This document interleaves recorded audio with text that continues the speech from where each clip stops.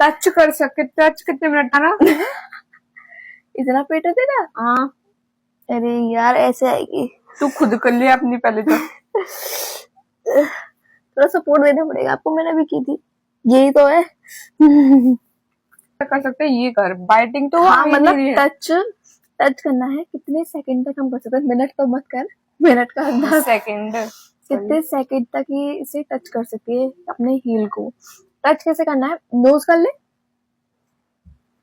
अपना face touch होना चाहिए। ओ मम्मी, चल ऊपर। जीप तो टच हो नहीं रही, फेस टच करेगी। थोड़ा सपोर्ट दे देंगे सामने वाले को, हाँ, है ना? थोड़ा सपोर्ट दे देंगे सामने वाले को। टंग टच करनी है अपने हील से। और कितने सेकंड तक कर सकते हैं? कोई लिमिटेशन नहीं है कि हमें 60 सेकंड इसका लिमिट टाइम है और इतना स्किप है, कुछ भी नहीं है। बट हाँ, इसमें ये जरूर पता चलेगा कौन